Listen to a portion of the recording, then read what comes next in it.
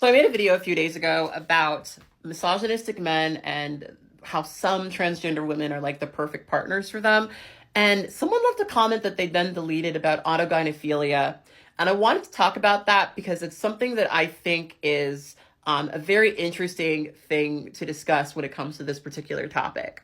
So, okay, I want to start by saying that I did not talk about that in order to encourage TERFs to, rush my page to talk about how misogynistic transgender women are. That's just not what we're here to talk about. It's not what we're here to do.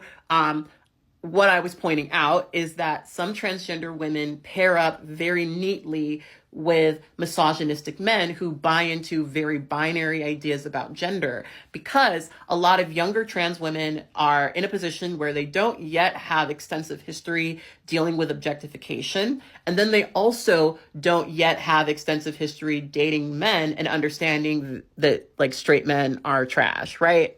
And so for a lot of transgender women who are newly out and still in a place where they're trying to, validate their gender through relationships with men, all they require from a man is for him to be heterosexual, right? That is it. And for a misogynistic dude who really only has his heterosexuality to offer, that's like the perfect pairing. But I wanted to talk about autogynephilia in this context because it does actually relate in a way. Now, I don't like autogynephilia discourse, firstly, because the dude who created it is very obviously a cross-dresser.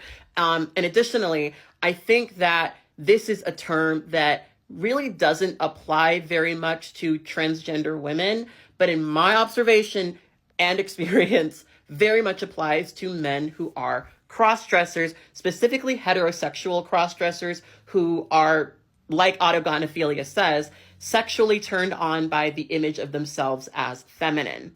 So I'm of the camp that I think autogynephilia does exist, but autogynephilia doesn't mean you're see, here's the way that people often use it. If you're a transgender woman who doesn't pass, if you're a transgender woman who doesn't particularly believe in shaving your face, if you're a transgender woman who doesn't commit to harsh feminine standards, apparently that makes you an autogynephile. That's really the way that a lot of people tend to use it. But autogynephilia is really about being turned on by the image of yourself as a feminine person, as a woman, etc. And the thing about these heterosexual crossdressers is they often happen to also be these misogynistic men that I'm talking about. I'll tell a quick story that is a great example of this. I was at one point talking to this dude online when I was living in Valencia. And this was a guy who was your stereotypical Valencia bro in the 2010s, right? He wore Affliction t-shirts. He had, an extended cab. He was like that suburban white dude. And I was pretty attracted to him. And he had like a very particular, he had distinctive features, right? He specifically had like an upturned nose that I remember feeling like it was kind of piggish looking, but worked for his face, right? And I was into him. I had a little bit of crush on him. One day there was a gallery party and he happened to be there. This was somebody who didn't actually go to CalArts, but he was a person in the community. And if you live in Valencia, going to CalArts is kind of like what you do if you're trying to have a good time, because Valencia is otherwise very conservative. So I walked up to this guy and I said hello to him.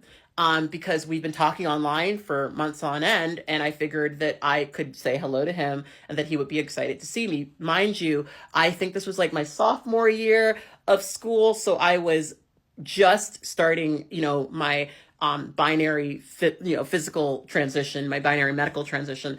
So that's who I was. I was, I guess, more visibly trans than I am now, right?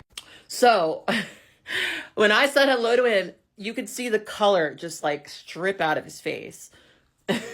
And he literally ran the opposite direction, right? Ran the opposite direction to avoid acknowledging that we knew each other. Now, one day I was on tsdating.com, which is a trans dating website that I used to be on.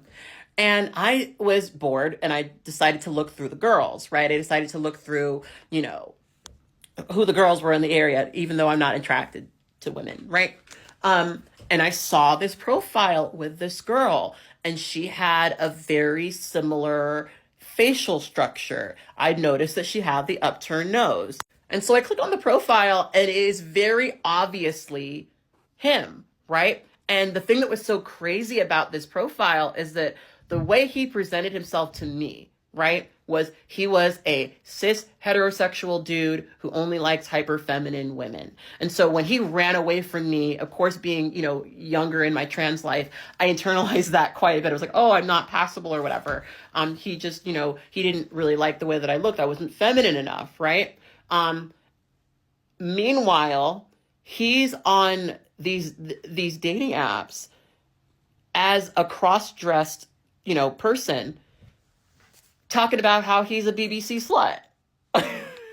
And he wrote these long paragraphs about how he is just nothing more than a sexually degraded this and that, and it's one of those things where it's like, wow, this is part of who you are. And I've had more than just one experience like that, where you sort of see these men who present themselves in their daily life as hyper masculine heterosexual men who you would quite literally never see as feminine, even if you were kind of trying to. But in their secret lives, they have extensive, and this is the part that I want people to pay attention to, they have extensive examples of themselves in cross-dressed, right? And they create these entire extensive online portfolios of these images that they often share with other cross-dressers, right? And it's very clear that there is this sort of fetish that some people have specifically for cross-dressers. And I'm not here to shame anybody. I hope it doesn't come off like that. But so much of this is sort of defined by like a way in which they hold on to this very harsh image of who they are as men while privately being cross-dressed women, right? And when they cross-dress, it's almost always, they're doing it to be degraded. They're doing it to be spoken down to. They want to be, beaten up and things like that. Like, the guy that I spoke to was a respectful Christian man who didn't believe in, sex before marriage. This other cross-dress persona of his was a BBC slut who, jumps on daddy's lap or some shit. Like, it's such a harsh difference. And I've ran into it so many times because I used to be very much into dating a very particular type of man. And I found that sometimes those men are also cross-dressers, and they hide it because they know that women don't like it, including transgender women, right? And I want to be clear that this is not something that really applies to every single person who cross-dresses. There are plenty of people out there who very much do proudly, cross-dress, and it's not this thing that they're ashamed of. But so many of these men have this like deeply secret life where they are stealing their girlfriend's clothing. They're meeting up with men anonymously. They are dressing femininely to be sluts, right? They're dressing femininely to like embody their idealistic feminine image because they can't find it in your average cis woman, right? And it's so fascinating to sort of engage with because it is kind of like a thing that a lot of people don't know.